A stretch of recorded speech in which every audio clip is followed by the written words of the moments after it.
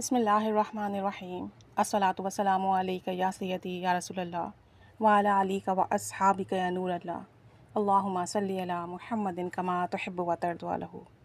درود شریف پڑھیے۔ یہ ایک عظیم عبادت ہے، آسان عبادت ہے، ہر وقت پڑھ سکتے ہیں، ہر حال میں، ہر کیفیت میں پڑھ سکتے ہیں، ہر جگہ پڑھ سکتے ہیں۔ درود پاک پڑھنا نہایت ہی آسان ہے، لیکن پڑھتا وہ ہے جس کے دل میں عشق ہو، عشق کی روشنی ہو، اور پھر جب آپ محبت والے ہوں تو آپ کو جو عشق نا آپ کے اندر ہوتا ہے وہ درود پاک پڑھنے پر اکساتا ہے، اور پھر آپ کا ہر پل درود پاک پڑھنے میں گزرتا ہے۔ اور ایک بات یاد رکھیے گا، آپ کو محبت سے پہلے ادب نصیب ہوتا ہے، اور یہ بڑی نشانی ہے کہ محبت والوں کو پہلے ادب ملتا ہے، اور پھر ادب ان کے اندر پیدا ہوتا ہے، اور پھر درود پاک وہ محبت، ادب اور شوق سے پڑھتے چلے جاتے ہیں،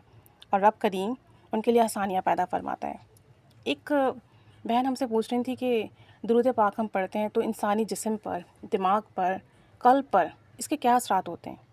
حالانکہ یہ سوال پوچھنا بنتا ہی نہیں ہے۔ دیکھیں، آپ درود پاک بھیج کے ذات پر ہیں، سب سے پہلے تو یہ دیکھیں رحمت للعالمین صلی اللہ علیہ وآلہ وسلم پر، یعنی ان کی رحمت تمام عالم کے لیے، تمام مخلوق کے لیے، جن پر آپ درود بھیج رہے ہیں ان کی اتنی بڑی شان ہے۔ تو سوچیں، جو درود پاک پڑھنے والا ہے، جب اس کا نام وہاں پہنچتا ہوگا اور وہ رحمت کی نگاہ فرماتے ہوں گے، محبت سے تبسم فرماتے ہوئے، توجہ فرماتے ہوں گے، تو پھر کیا کیا اثرات، کیا کیا فیض، کیا کیا برکات پڑھنے والے کے قلب پر، ذہن پر، جسم پر اترتے ہوں گے۔ کیا آپ تصور کر سکتے ہیں؟ آپ اس بات کو تصور ہی نہیں کر سکتے۔ اسی لیے کہا جاتا ہے کہ درود پاک ایسی عبادت ہے جو قبول و مقبول ہے، اور جب عبادت قبول و مقبول ہو تو بندہ بھی قبول و مقبول ہوتا ہے۔ اس لیے کہا جاتا ہے کیونکہ درود پاک آپ بھیج ایسی ذات پہ رہیں، اور درود پاک پڑھنے میں بندہ اپنے لیے کچھ مانگ ہی نہیں رہا، بندہ کہہ رہا ہے کہ آپ صلی اللہ علیہ وآلہ وسلم پر، ان کی آل پر، ان کے اصحاب پر یا رب سلامتی بھیج، برکت بھیج، رحمت بھیج۔ تو ساری دعائیں آپ کر رہے ہیں درود پاک کے اندر آپ صلی اللہ علیہ وآلہ وسلم کے لیے۔ جب آپ ان کی آل کے لیے، ان کے لیے رحمت کی دعا کر رہے ہیں تو کیا آپ محروم رہیں گے؟ پھر آپ سوچیں، اس تصور کے ساتھ آپ درود پاک پڑھیں کہ آپ درود پاک بھیج رہے ہیں آپ صلی اللہ علیہ وآلہ وسلم پر، اور رحمت کا نزول آپ پر ہو رہا ہے۔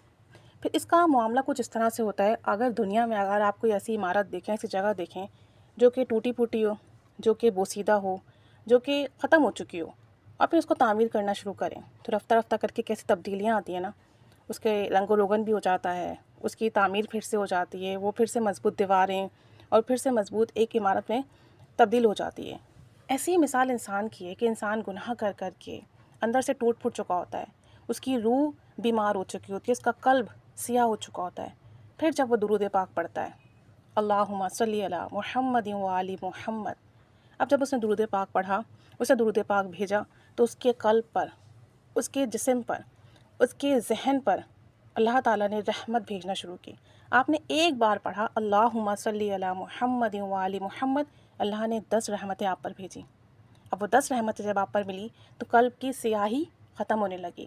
روح کی بیماری ختم ہونے لگی، ذہن میں جو منفی اثرات تھے وہ ختم ہونے لگے، اور پھر جب مسلسل پڑھتے رہتے ہو اللہم صلی علی محمد و آل محمد، تو پھر اس کا اثر یہ ہوتا ہے کہ آپ کا قلب نورانی ہو جاتا ہے، درود پاک کے نور سے سیاہی مٹ جاتی ہے، قلب نورانی ہوتا ہے، روح آپ کی جو بیمار ہو گئی تھی گناہ کر کر کے وہ بیدار ہو جاتی ہے، اور آپ کا ذہن جو منفی خیالات، جو گناہوں کے سبب بالکل تباہ ہو چکا ہوتا ہے، پھر سے اس کی تعمیر ہوتی ہے، اور پھر رفتہ رفتہ کر کے آپ کے گناہوں کی عادت چھوٹ جاتی ہے، آپ کو گناہوں سے نفرت محسوس ہونے لگتی ہے،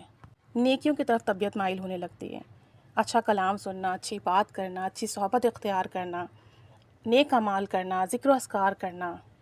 درود و سلام کے ساتھ ساتھ نماز کی، قرآن پاک کی بھی توفیق ملنے لگتی ہے۔ تو درود پاک اس طرح سے اثرات دکھاتا ہے، یعنی آپ کی مرمت کر رہا ہوتا ہے، آپ کو ریپیئر کر رہا ہوتا ہے۔ آپ نے جو گناہ کر کر کے اپنی ساتھ زیادتیاں کی ہوتی ہیں، اپنے آپ کو خراب کر لیا ہوتا ہے، آپ کو درست کر رہا ہوتا ہے۔ یہ اثرات، یہ ثمرات ملتے ہیں درود پاک پڑھنے والے کو، اور پھر درود پاک پڑھنے والے کو یقینی شفاعت نصیب ہوتی ہے آپ صلی اللہ علیہ وآلہ وسلم کی، یقینی طور پر اس کا خاتمہ ایمان پر بالخیر ہوگا۔ اور اس طرح کے ہمارے پاس بے شمار احادیث ہیں، بے شمار واقعات ہیں، جسے ہم سنتے ہیں تو ہم اللہ اکبر اور سبحان اللہ کے نعرے لگاتے ہیں، صرف اسی لیے کہ درود پاک پڑھنے والے نے درود پاک پڑھنے سے اپنے قلب کی صفائی کر لی ہوتی ہے، اللہ نے اپنی رحمت بھیج بھیج کر اس بندے کو پاک و صاف کر دیا ہوتا ہے، معطر کر دیا ہوتا ہے، اس کی جو نادانیاں ہوتی ہیں، کوتاہیاں ہوتی ہیں، وہ ختم ہو چکی ہوتی ہیں۔ درود پاک کے یہ ثمرات ملتے ہیں آپ کو۔ تو اب جب آپ درود شریف پڑھیں، تصور سے پڑھیں، دھیان سے پڑھیں کہ میں درود بھیج رہا ہوں اور مجھ پر رحمت برس رہی ہے، اور اس رحمت میں میرا قلب نورانی ہو رہا ہے، میری روح جو ہے وہ بیدار ہو رہی ہے، میری روح جو ہے وہ